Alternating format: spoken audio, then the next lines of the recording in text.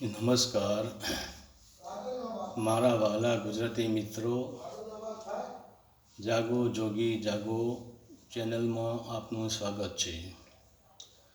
આજે આપણે વાત કરીશું કે દરેકના ઘરમાં મંદિર તો હોય છે જ, અને દરેક માણસ તે મંદિરમાં કુળદેવીની, ઈષ્ટદેવીની પૂજા પણ કરતા હોય છે.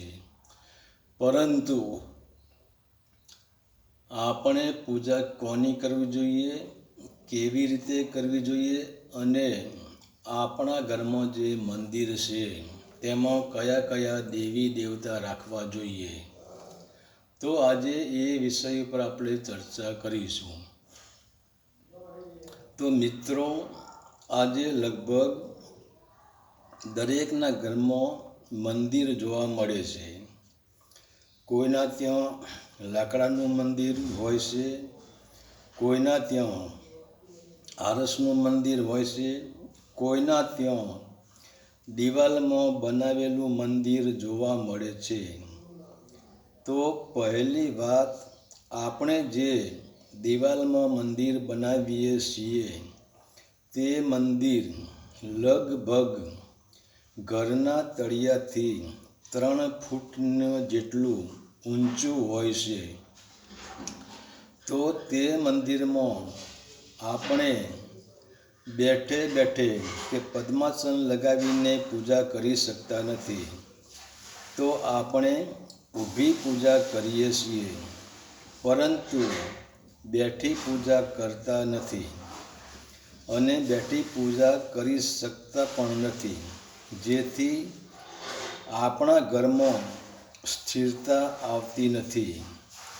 તે પૂજા ચલિત પૂજામાં ગણાઈ જાય છે. જેમ કે ઊભો માણસ સ્થિર રહેતો નથી, પરંતુ બેઠેલો માણસ સ્થિર હોય છે. તેથી ઊભી પૂજાનો લાભ આપણને મળી શકતો નથી. બીજું, આપણે આપણી સગવડતાના કારણને લીધે આપણે ગમે તે દિશામાં મંદિરનું મુખ રાખીએ છીએ.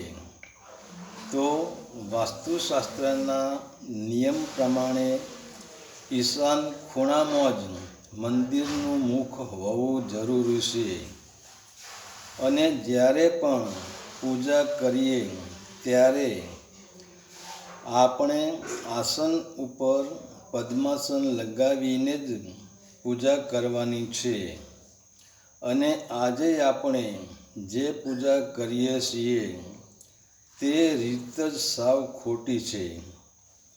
પહેલાં તો આપણે આપણા મંદિરમાં કેટલાય પ્રકારના દેવી દેવતાના ફોટા કે મૂર્તિઓ બેસાડી દઈએ છીએ. બીજું કે એક જ દેવી દેવતાના 2 ફોટા પણ આપણે મંદિરમાં મૂકી દઈએ છીએ. ત્રીજું કે આપણે મંદિરમાં ઊભા દેવી દેવતાના ફોટા પણ રાખીએ છીએ. તો કોઈ દિવસ મંદિરમાં ઊભા દેવી દેવતાનો ફોટો ન રાખવો. તો હવે જોઈએ કે આપણી પૂજામાં શું ભૂલો કરીએ છીએ, જેથી પૂજાનું ફળ આપણને મળતું નથી. તો ઘરમાં સકારાત્મક ઉર્જા રહેતી નથી, ઘરમાં સુખ શાંતિ રહેતી નથી. તો પૂજા કરતી વખતે મનને અને હૃદયને પવિત્ર કરવાના હોય છે. બીજું, દરેક વ્યક્તિ ઉપર કોઈને કોઈ ગ્રહની તકલીફ હોય છે. માટે સવારે ઉઠી નાહી ધોઈ સ્વચ્છ થઈ સૌ પ્રથમ આપણે સૂર્યદેવની પૂજા કરવી જોઈએ. કેમ કે સૂર્યદેવ દરેક ગ્રહોના રાજા છે અને દરેક ગ્રહ સૂર્યદેવને આધીન છે. બીજું, આપણે પૃથ્વી ઉપર રહીએ છીએ તો પૃથ્વી સૂર્યદેવની દીકરી છે. તો સવારે સૌ પ્રથમ તાંબાના લોટામાં જળ લઈ અંદર ચપટી હળદર નાખી અંદર પુષ્પ રાખી સૂર્યદેવને સૂર્ય મંત્રથી જળ ચઢાવવાથી આપણા ઉપર સૂર્યદેવની કૃપા થાય છે અને ગ્રહ પીડા દૂર થાય છે અને પૃથ્વીની પણ દયા થાય છે. બીજા નંબરે આપણે ઘરના મંદિરમાં ગણપતિ, શિવલિંગ, કુળદેવી, લક્ષ્મીજી સાથે બેઠેલા વિષ્ણુ ભગવાન અને કુળદેવીને જ ફોટો રાખવો જોઈએ. તો પહેલી પૂજા આપણે શિવજીની કરવાની છે, કેમ કે શિવ પોતે કલ્યાણકારી છે. બીજી પૂજા ગણેશજીની કરવી જોઈએ, કેમ કે ગણેશજી વિઘ્નહર્તા અને સુખ શાંતિના દાતા છે. ત્રીજી પૂજા વિષ્ણુની અને લક્ષ્મીજીની કરવી જોઈએ, કેમ કે તે આપણા પાલન પોષણ કરી રહ્યા છે. ચોથી પૂજા આપણી કુળદેવીની કરવી જોઈએ, જેથી તેની કૃપા આપણા ઘર પર રહે. અને જો તમે શિવની સાથે કુળદેવીની સાથે પૂજા કરશો તો પણ ચાલશે, કેમ કે દરેક દેવી મા સતી, મા પાર્વતીમાંથી જ મા શક્તિમાંથી જ પ્રગટ થયેલી છે. મા શક્તિનું જ રૂપ છે. દરેક દેવી મા ભગવતી પાર્વતીનું જ રૂપ છે. બીજું કે જ્યારે તમે સવારે ઉઠો ત્યારે પલંગમાંથી જમણો પગ ધરતી ઉપર મૂકવો અને ધરતીને જમણા હાથથી સ્પર્શ કરી નમસ્કાર કરવા. અને તમારા ઘરમાં જે સ્ત્રી છે તે પણ એક શક્તિ સ્વરૂપ છે. તો કોઈ દિવસ સ્ત્રીનું અપમાન ન કરવું, સ્ત્રીને ખુશ રાખવી.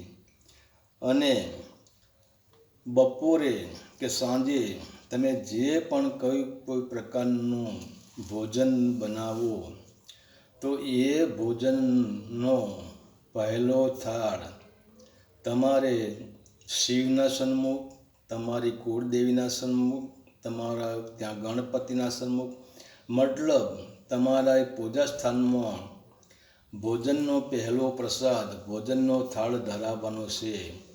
થાળ ધરાયા વગર તમારે ભોજન કરવાનું નથી, કેમ કે જ્યારે રામે રાવણને માર્યો અને રાવણનો સંહાર થયો ત્યારે રામે પૂરી લંકાને સાફ કરી નાખી હતી. ત્યારે રાવણે રામને કહ્યું કે હે પ્રભુ, મને એક વાતનો અફસોસ છે કે અમારું આખું કુળ નાશ થઈ ગયું છે. તો પછી મારા પાછળ વાસ કોણ નાખશે? મારું કારજ કોણ કરશે? મારું બારમું કોણ કરશે?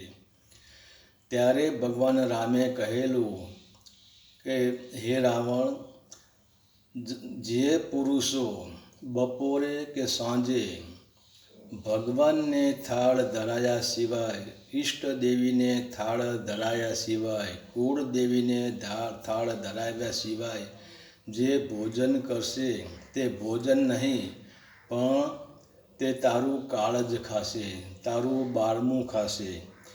આ માટે આપણે સૌ પ્રથમ આપણે ઘરમાં જે બનાવ્યું હોય તે પહેલો થાળ ભગવાનને અર્પણ કરી દેવાનો. તો સ્ત્રીને ખુશ રાખવી. અને તમે જો આવી રીતે પૂજા કરશો તો તમને દરેક કાર્યમાં ચોક્કસ સફળતા મળશે. તમારે ક્યાંય જવાની જરૂર નથી. તમારે બીજા કોઈ દેવી દેવતાનો ફોટો લાવવાની જરૂર નથી. કારણ કે તમારા જ મંદિરમાં શિવ, શક્તિ, લક્ષ્મીજી, વિષ્ણુજી, ગણપતિ અને સવારે સૂર્ય પૂજા અને પૃથ્વીને નમસ્કાર આટલું જ ઘણું છે અને આનાથી જ તમારી પ્રગતિ થશે. હરિ ઓમ તત્સત. આદેશના પ્રણામ.